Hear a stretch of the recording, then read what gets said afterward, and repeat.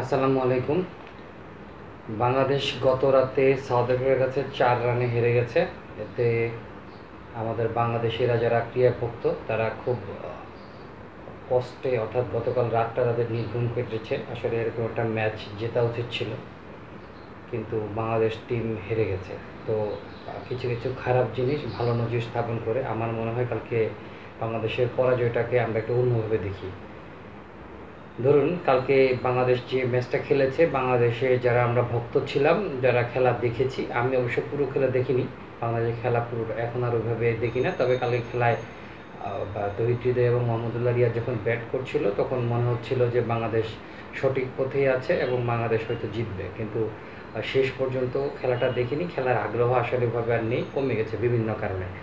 তো যাই হোক, এখন কথাটা হচ্ছে যে আমরা জিনিসটাকে একটু এইভাবে চিন্তা করি। খেলায় বাংলাদেশ গতকালকে হেরেছে আমরা চিন্তা না করে কালকে আমরা চিন্তা করি খেলায় আওয়ামী লীগ হেরেছে।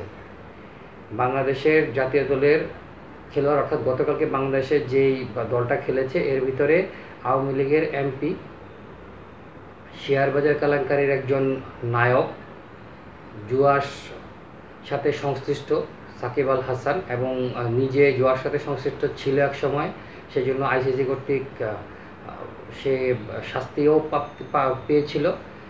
এরপরে সে তার বোনকে জুয়ায় জড়িত করেছে, অর্থাৎ তার বোনের নামও একটা বেটিং সাইটের সাথে খবর পাওয়া গেছে। যাই হোক, এটা এখন ধামাচাপা পড়ে গেছে।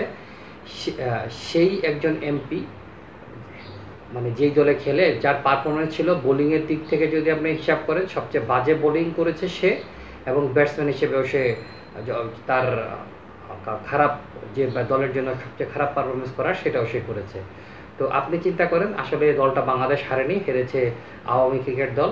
তাহলে দেখবেন যে জিনিসটা আর আপনার কাছে ওইভাবে লাগছে না। আপনার কাছে মনে হচ্ছে না, ঠিক আছে, আপনি একটু যে পরিমাণ কষ্ট এবং ক্ষোভ নিয়ে আপনি ঘুমিয়েছিলেন সেই ঘুমটা হয়তো ভালো হতে পারে। অর্থাৎ আজকে দিন এটা নিয়ে চিন্তা না করে আজকে দিনে চিন্তা করেন যে আওয়ামী ক্রিকেট দল হেরে গেছে। তো সেক্ষেত্রে আপনার কাছে সেই কষ্টটা ক্ষোভটা লাগবে না। আর প্রথম ম্যাচের পরেই বলেছিলাম যে লিটন সরকার তার খেলা খেলে ফেলেছে, এখন বাকি খেলাগুলো সে নিশ্চিত। তাই লিটন সরকার তার পারফরমেন্স অতীতে যেভাবে করেছে, একটা ম্যাচ খেলার পরে তারপরে বাকি ম্যাচগুলোতে সে তার যাচ্ছেতাই পারফরমেন্স, সেটা সে হয়তো বিশ্বকাপ অব্যাহত রাখবে। তো বাংলাদেশ আওয়ামী ক্রিকেট টিমের পরাজয় আসলে কষ্ট পেয়েন না। এই টিমের ভিতরে মাহমুদুল্লাহ রিয়াদ, সে এই বয়সে দলকে যথেষ্ট সাপোর্ট দিচ্ছে। আমার মনে হয় মাহমুদুল্লাহ রিয়াদকে আর কন্টিনিউ করা উচিত না। এটা আমি বলবো যে বাংলাদেশের ভবিষ্যৎ, যদি বাংলাদেশ চিন্তা করি, যদি আওয়ামী লীগ চিন্তা করি যে একটা দুটা পারফরমেন্স লাগবে সেই জন্য মাহমুদুল্লাহ রিয়াদের মতো লোককে আমরা কন্টিনিউ করিয়ে যেতে পারি। আমরা যদি চিন্তা করি যে বাংলাদেশ দলের কথা চিন্তা করি, তাহলে অবশ্যই মাহমুদুল্লাহ রিয়াদকে এই মুহূর্তে ড্রপ করা উচিত। আর একটা জিনিস, আপনারা সবাই দোয়া করবেন তৌহিদ হৃদয়ের জন্য কখনো আওয়ামী লীগ না হয়।